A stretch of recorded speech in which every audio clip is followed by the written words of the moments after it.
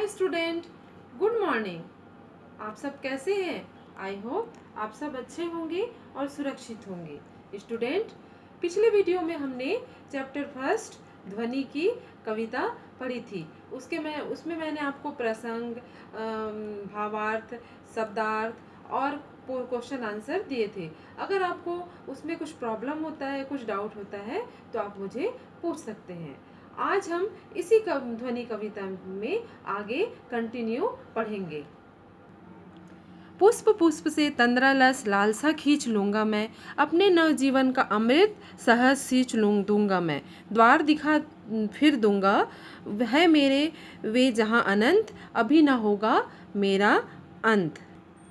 इस कविता में प्रसंग है कि प्रस्तुत काव्य पंक्तियाँ वसंत भाग 3 में संकलित ध्वनि नामक कविता से ली गई है और इसके रचयिता सूर्यकांत त्रिपाठी निराला जी हैं।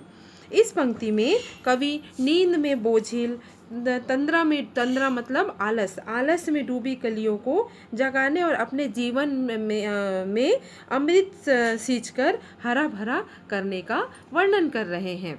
तो इसका भावार्थ यह है कि कवि कहते हैं कि कलियां नींद से बोझिल, मतलब जब हम भी उठते हैं तो हम नींद में बोझिल होते हैं, आलसी होते हैं, उठने का मन नहीं करता। वैसे ही कवि कलियों को कह रहे हैं कि कलियां नींद से बोझिल और आलस से डूबी हुई रहना चाहती है। वह उनके आलस्य को खींच लूँगा मैं, मतलब छीन लेना चाहते हैं, अर्थात अलसाई हुई कलियों को जगाना और खुशी खुशी उनके जीवन में अमृत सींचकर हरा भरा करना चाहते हैं।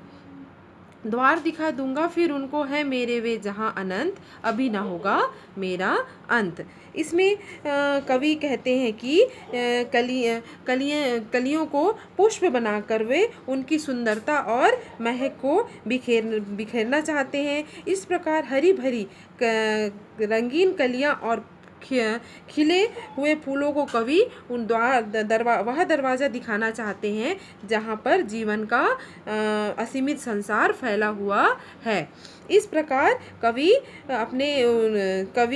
उसके जीवन का उपवन भी फूलों का जीवन उपवन महक से भर उठेगा। इस तरह कवि कहते हैं कि उनका अंत अभी नहीं होगा।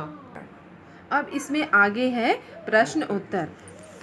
तो प्रश्न उत्तर में पहला है कविता से पहला क्वेश्चन है, कवि को ऐसा विश्वास क्यों है कि उसका अंत अभी नहीं होगा? तो कवि का विश्वास इसलिए है कि कवि आत्मविश्वास, सबसे पहले तो कवि आत्मविश्वास से भरा हुआ है और कवि के उपवन में वसंत का आगमन हुआ है। और तीसरा, वह अपने स्वप्न भरे हाथों से कलियों को जगाना चाहता है और उन्हें अपने जीवन में अमृत से सींचकर हरा भरा करना चाहता है। फिर दूसरा है, फूलों को अनंत तक विकसित करने के लिए कवि कौन कौन सा प्रयास करता है? तो फूलों को अनंत तक विकसित करने के लिए कवि कहता है कि कलियों की निंद्रा दूर भगाने का प्रयास करता है। फिर दूसरा, वह उनकी तंद्रालस मतलब आलस्य को दूर भगाने का प्रयास करता है और वह उन्हें उनके अपने जीवन के अमृत से सींचकर हरा भरा करना चाहता है। फिर तीसरा है, कवि पुष्पों की तंद्रा और आलस्य से दूर हटाने के लिए क्या करना चाहता है? तो कवि पुष्पों की तंद्रा और आलस्य को दूर हटाने के लिए निम्न कार्य करना चाहता है। पहला तो ये कि अपने स्वप्न भरे कोमल हाथ उन पर फेरना चाहता है। दूसरा, पुष्पों को एक नए मनोहर प्रभात का संदेश देना चाहता है। तीसरा, उनका तंद्रालस छीन लेना चाहता है। कविता से आगे में कुछ प्रश्न है जिसको मैंने होमवर्क डाला है, आपको इसको लिख कर मुझे भेजना है। जैसे पहला है, वसंत को ऋतुराज क्यों कहा जाता है?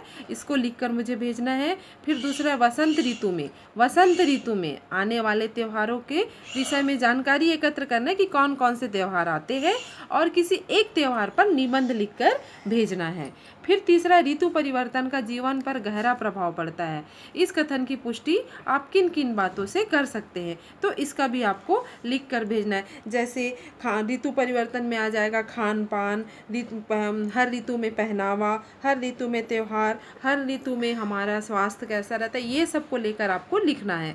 फिर है आगे अनुमान और कल्पना। अनुमान और कल्पना में यह कविता दी गई है, तो यह इस कविता में कौन सी ऋतु का वर्णन है आपको लिखना है। फूटे आमों में बौर, भौरे वन वन टूटे हैं, होली मची ठौर ठौर, सभी बंधन छूटे हैं। तो इसमें क्या है, इसमें है वसंत ऋतु का वर्णन हो रहा है, तो ये आपको लिखना है। फिर इससे मैं आपको ये शब्दार्थ है, इस शब्दार्थ का स्नैप आपको भेज दूंगी। आपको शब्द हार्ड वर्ड्स पहले लिखना है, फिर शब्दार्थ लिखना है, फिर ये कविता का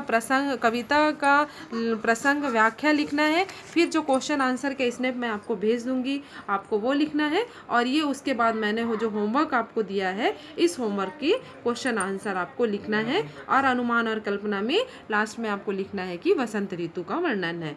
ठीक है, आज के लिए बेटा बस इतना ही। आगे नेक्स्ट हम फिर वीडियो में पढ़ेंगे। Bye bye.